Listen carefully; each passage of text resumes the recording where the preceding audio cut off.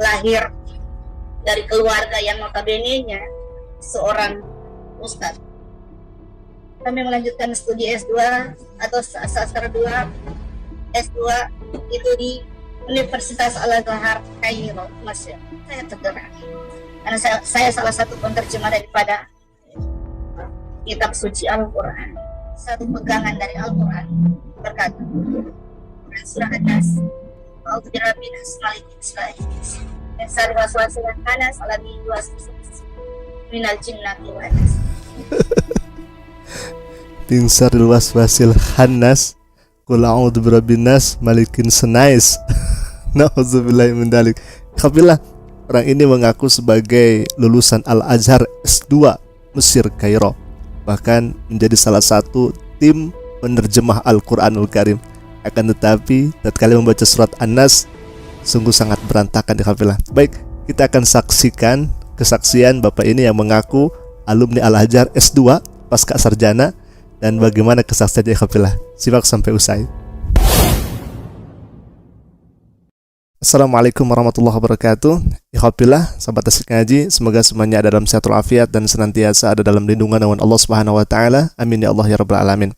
Alhamdulillah kita bisa berjumpa kembali di channel Asik Ngaji ini, channel yang insya Allah terus menerus bersama antum tentunya menyerahkan yang hak dan mengcounter segala fitnah tuduhan yang dilakukan oleh oknum yang jelas tidak rela dan ridho kepada Islam. Kita akan saksikan kembali murtadin yang mengaku sekolah di Al-Azhar S2 Mesir Kairo. Ini sangat luar biasa ya kafilah, bahkan menjadi salah satu tim penerjemah Al-Quranul Karim.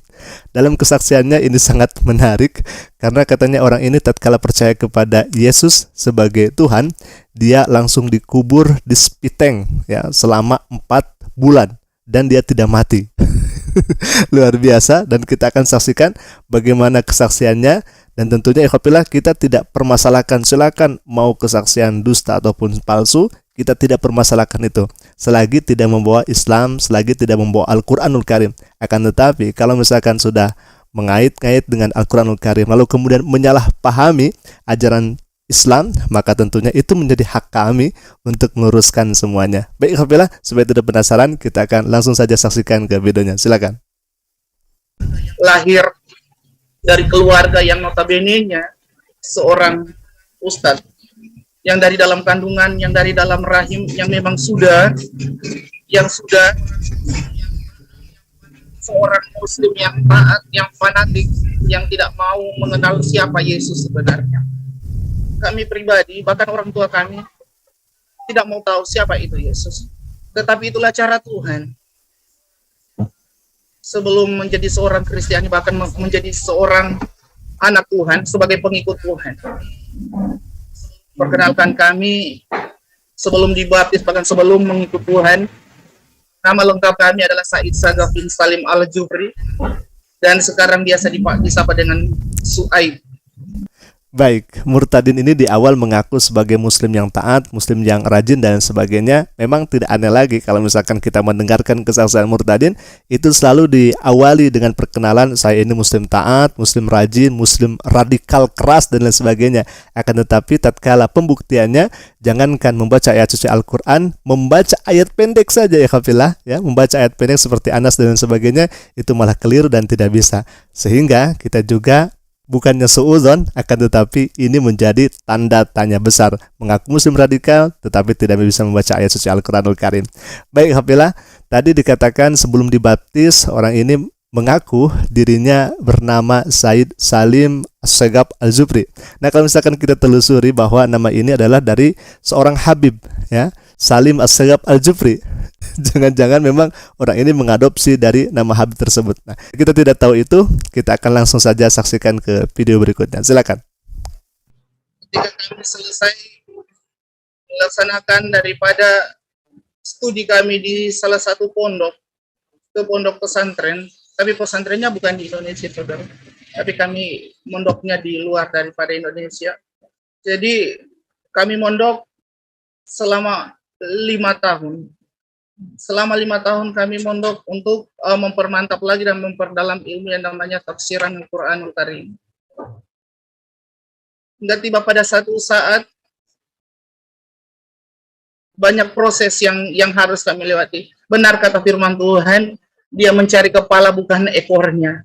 Karena kami ketika menjalani semua itu, kami diangkat menjadi salah satu kepala yayasan di Pondok Pesantren DDI Nurul Hidayah.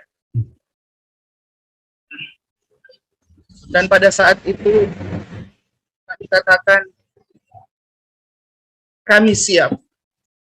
Namun sebelum lanjut daripada itu,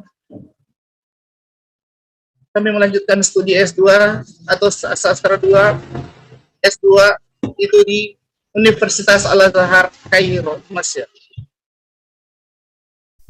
Baik, mengaku melanjutkan sekolah S2 Kairo, Mesir, Al-Azhar. Sangat-sangat luar biasa. Tadi dia studi di luar negeri di salah satu pesantren. Kira-kira pesantren apa ya? Dia tidak sebutkan itu.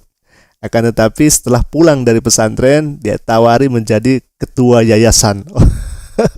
Tetapi dia menolak, katanya saya harus S2 terlebih dahulu ke Kairo, Mesir.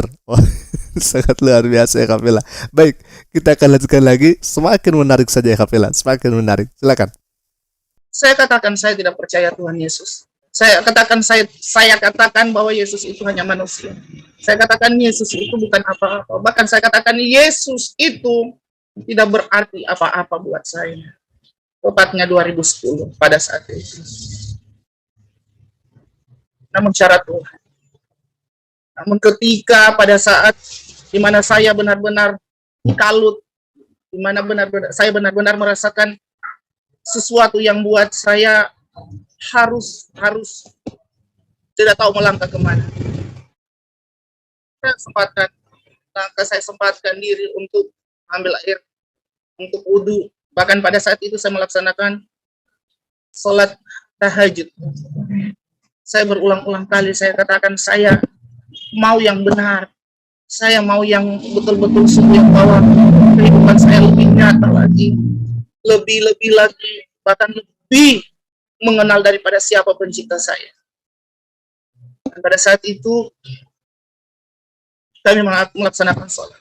Pada saat takbiratul ihram, saya bacakan pada saat itu di rakaat kedua. Dalam bacaan saya Quran surah Atin. Saya baca. Ternyata tidak berani ada baca satu dia suara ya. yang memang bersuara di telinga saya. Berbisik dan berkata, kamu buka mata. Kamu buka mata kamu. Ketika saya buka mata, di hadapan saya, itu saya perkirakan 7 meter tingginya. 7 meter tingginya. Bahkan luar biasa cahaya. Wajahnya tidak nampak manusia, tetapi cahaya kemuliaan yang luar biasa. Telapak tangannya bahkan di dirinya luar biasa. Sampai saya sendiri tersungkur, tidak sadarkan diri. Selama 8 hari. 8 hari pingsan di Kafila. Baik, tadi dikatakan di awal katanya dia kuliah di Al-Azhar S2 dan setelah pulang dari Al-Azhar S2 dia kalut, bingung entah apa yang harus dikerjakan sehingga dia melaksanakan sholat tahajud. Apakah memang sebelumnya dia tidak melaksanakan sholat tahajud gitu ya, sehingga karena dia bingung kemudian solusinya adalah sholat tahajud? Kenapa dari dulu gak tahajud begitu? Tetapi yang menariknya di sini katanya dia kan sudah ditawari untuk masuk atau menjadi ketua yayasan. Akan tetapi tatkala dia keluar dari S2 itu kalut, tidak tahu arahnya harus kemana dan dia tidak tahu harus dikerjakan apa begitu ya. Dan yang paling menarik di sini, dia pengen hidup yang sebenar-benarnya dan dia pengen mengetahui siapa Tuhan yang sebenarnya. jadi bingung ya Kapela. Jadi sangat-sangat bingung. Baik, kita akan ikuti alur Bapak ini dalam kesaksiannya, dan orang ini katanya melihat Tuhan 7 meter tingginya sehingga dia pingsan selama 8 hari ya Kapela. Sangat luar biasa ya. Baik, kita akan lanjutkan lagi. Kita akan saksikan bagaimana kesaksian berikutnya. Silakan. Saat itu berproses 4 bulan, saya nyatakan ke keluarga, bahkan di pondok di mana saya dibesarkan. Bahkan pada saat itu saya katakan, yuk ikut Tuhan yang benar. Tetapi saya ditentang. saya diperlakukan seperti yang luar biasa aja. Saya diseret, ditelanjangi, digantung saat itu. Bahkan saya dikubur hidup-hidup di dalam septic tank. Saya ceritakan kisah saya di dalam septic tank. Yang kata orang tempatnya busuk, tempatnya bau, tempatnya segala kuman bakteri. Tetapi ketika saya dimasukkan ke dalam septic tank, saya melihat seluas mata saya memandang di dalam dengan keindahan, dengan keharuman yang luar biasa. Septic tank itu ya, jangankan 4 bulan, 1 hari aja orang nggak tahan. Ini 4 bulan. Baik, ini luar biasa ya. Masuk dalam septic tank itu selama 4 bulan. Dan dia tidak merasakan udara, hanya merasakan keindahan, merasakan kenyamanan luar biasa. Dan yang seharusnya bau, itu tidak bau katanya ikhwafillah. Ini sangat luar biasa. Bahkan ini sangat menarik karena ada yang komentar, dan ini diduga yang komentar itu adalah non-muslim sendiri. Kita akan bacakan ikhwafillah. Di videonya itu dikomentari seperti ini. Kita bacakan. Salam, mohon maaf bukan berprasangka buruk, tapi masih penasaran karena beberapa bagian dari kesaksian ini masih misteri. Nah, ini luar biasa ini. Namanya Muzka dan dia dahului dengan salam. Sebagaimana kita ketahui bahwa salam itu kan bukan salam dari umat Islam gitu ya.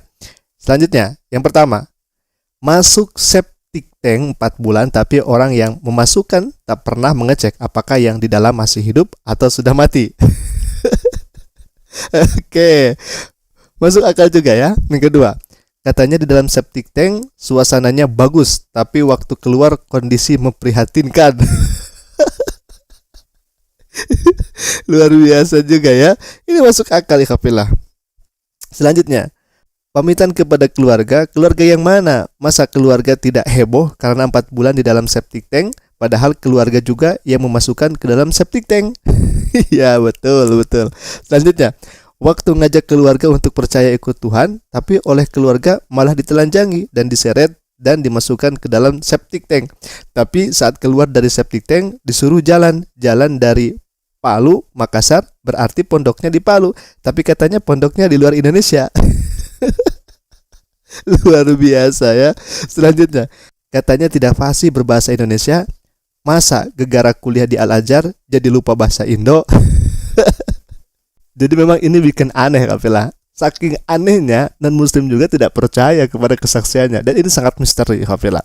Dan ternyata orang ini katanya susah belajar bahasa Indonesia lagi karena saking lamanya dia kuliah di Al-Azhar. Saking lamanya dia tidak bisa belajar bahasa Indonesia lagi, tidak bisa mengucapkan bahasa Indonesia lagi. Katanya demikian ikhwafillah. Sehingga non-muslim ini merespon apa yang disampaikan atau kesaksiannya kok jelimet seperti ini begitu ya.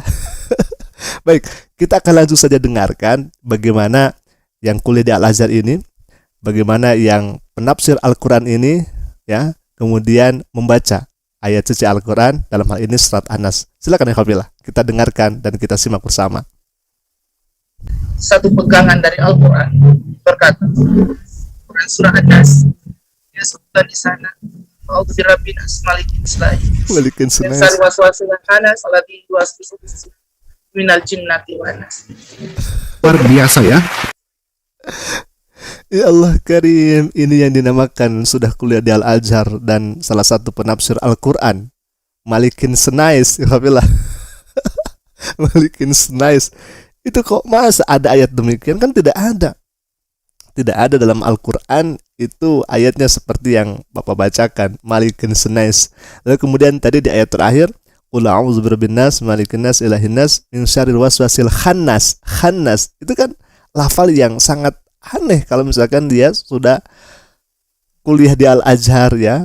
Apalagi setidaknya kalau misalkan keluarganya itu keluarga yang taat, rajin gitu ya, harusnya dia mampu membaca surat An-Nas gitu. Karena surat An-Nas ini kan basic, apalagi sering dibaca dalam kita misalkan sholat dan lain sebagainya.